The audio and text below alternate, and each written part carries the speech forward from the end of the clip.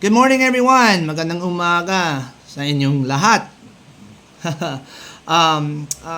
Today I'm doing a video on 2 Samuel chapter 6.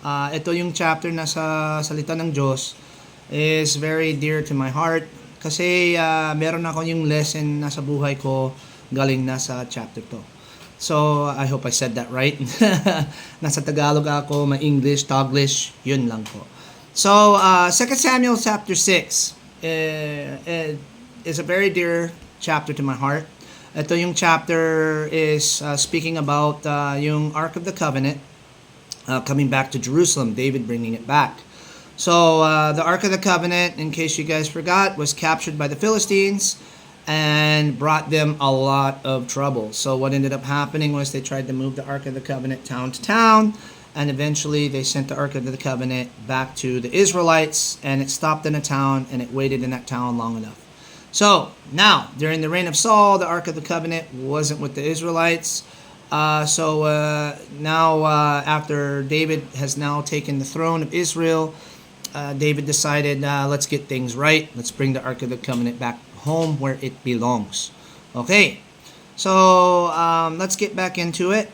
So 2 Samuel chapter 6 brings up the way David brought back the Ark of the Covenant. So first time David tried to bring the Ark of the Covenant back, he put it on an ox cart and he tried to bring it through through that way and everything. So the way he did it was not correct. Okay, so let's read 2 Samuel 6 verse 6. It says, "But when they arrived at the threshing floor of Nacon, the oxen stumbled, and Uzzah reached out his hand and steadied the ark of God. Then the Lord's anger was aroused against Uzzah, and God struck him dead because of this. So Uzzah died right there beside the ark of God." Okay, now when you read this chapter, medyo mahirap naman yan. Parang wow. Why? Bakit naman? Why did God kill Uzzah? Well, like I said earlier, David did not bring the Ark of the Covenant back the way it was intended. Not that it wasn't intended for the Ark of the Covenant to come back to Jerusalem, but the method in which David used was wrong, right? God set out the way to handle his presence, to handle the Ark of the Covenant, okay? And this was to put it on poles and have Levites, the priests, carry this item, the presence of God, from point A to point B. And this didn't happen. David actually put the ark on a cart. The cart stumbled, and it was mishandling the presence of God. So, you may ask me, what does this chapter have to do with you? What lesson did you learn from this chapter? Now, this is only part of it. It's pretty cool. So, pero, ito yung lesson na sa akin. Okay, when I was in 2020, when I had my life changed, I got involved with a ministry, a church.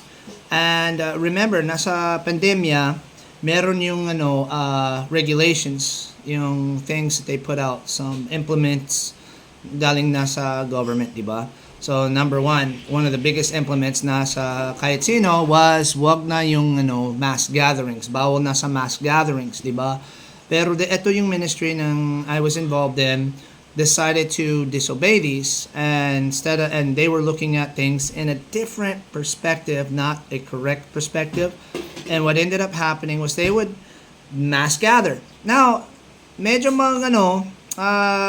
can I say, I won't say it any other way. We became very complacent. We became very kind of mayabang in feeling nasa puso ko. We are children of God. We are God's royal priesthood. We kind of had this mindset that COVID couldn't touch us. And so we were mass gathering every Sunday. Lahat na yung church, full pack naman yan. Daming tao dyan. Shoulder to shoulder. Tinanggal yung mask. We weren't operating under the regulations and the guidelines of COVID.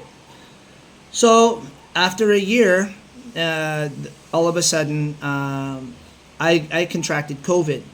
And during that time, hindi na ako nagalit. I'm not angry, but yung para magtanong na ako sa Panginoon, bakit God? Bakit Lord? I thought that I'm protected. Sanabi niyang salita ng Diyos, I can tread on serpents and scorpions and nothing will harm me. Bakit ganon? Why did I get sick? Bakit may COVID na ako? Hindi, not just me, but my entire family got it. And it wasn't that COVID, I was weak in my spiritual walk or anything like that, even though I will say I was spiritually immature. Pero more than anything, nasa feeling na ako sa loob, or what I was led to was this chapter, 2 Samuel chapter 6. And it was all about handling things the proper way, doing things the right way. And what the Lord showed me was, magaling ka nasa gusto mo mag-serve na sa Panginoon. It's good, noble that you want to serve the Lord. It's good that you want to do things for God and change your life. Maganda naman yan. Pero what God was telling me through this chapter was that the way you were doing it was not right. I'm doing something here. Sa namin ni Panginoon, I'm doing something here. And what I'm doing, you need to respect it. All right? The whole pandemic, I have a whole different viewpoint. I won't go on to it here in this video. It was something that we all had to undergo and do things. We had to follow rules, and we didn't follow the rules, just like David did not follow the rules in the method of carrying the ark. And tragedy struck. Tragedy struck my family. Me and my family contracted COVID, but in that time I was humbled and taught a valuable lesson that yes, I need to serve God, but I need to make sure that I'm operating within the parameters in the correct way that God had intended me to do it. So that was the lesson learned for me there from 2 Samuel chapter 6. So when it comes to it, lahat ng tao dito in our groups, lahat ng tao dito sa earth, na especially lahat ng tao na sa family of God, we need to ensure that when we are serving the Lord, that we are humble and we are understanding and that we do things in the way that God had intended them. Because if not, tragedy will strike. Things will happen that shouldn't happen, that could be avoided. Now, let's move on to towards the end of the chapter. Now, this is a second thing that I never thought of until right now. And it was when it talked about Michal's contempt for David. Now remember, David was, when they finally brought the Ark of the Covenant, when they did it the right way, David was dancing in the presence of the Lord. He was enjoying it. All right. Now his wife saw him out of contempt. She was like, oh, look at this guy. He's dancing around like a fool. David's a king. All right. And dancing the way he did kind of was like, in a way, it was like, you should be more noble, more respectable looking, and shouldn't make a fool of yourself. And that's what Michal's problem was. She felt as though he was making a fool of himself in front of servants, especially servant girls. All right.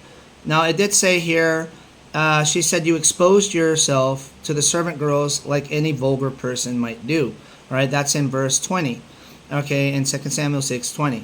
All right. But in reality, David's retort back to Michal was this. I love this part because it makes me think about how we try to keep ourselves modest because we worry about what other people think we may look like being children of God and servants of the Lord. In reality, we are servants of God, and we do need to maintain a certain persona in what we do. There are limitations that we should act and do. Now, but within the guidelines of what David was talking about, he said like this. In verse 21, it says, David retorted to Michal and said, I was dancing before the Lord, who chose me above your father and his family. Now, it's kind of bad. The way he said it kind of comes, oh, I'm better than your dad. No. But listen, this is what he meant. He appointed me as the leader of Israel, the people of the Lord. So I celebrate before the Lord. All right, that's the part we need to focus on. So I celebrate before the Lord. Yes, I'm willing to look even more foolish than this, even to be humiliated in my own eyes. This is verse 22. But those servant girls you mentioned will indeed think I am distinguished. Even though I am in the presence of God, they'll still understand it. These people will understand better than you. All right, that I am not doing this to be a fool, but I am not afraid to show my reverence, to show my joy for the Lord, and to put it on display the way I did. I'm not ashamed of God. David was not ashamed of God. And that was something that was great. Well, guys, I hope you enjoyed this video. I hope that my testimony from this video is something you guys can gather something from. So I pray that you guys have a very blessed day. And I'll see you guys tomorrow, whether via text, nasa messenger, or maybe another video. Who knows? God bless, guys. Shalom.